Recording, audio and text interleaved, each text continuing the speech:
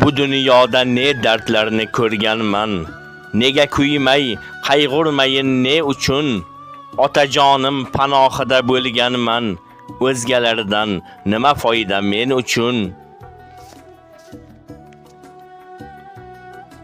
Sinov uchun yaratilgan insonlar goh-gohida uchrab turar tikanlar.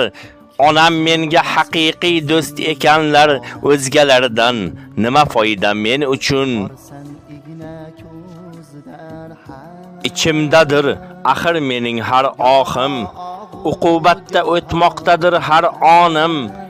Balolardan saqlaguvchi Allohim. O'zgalardan nima foyda men uchun?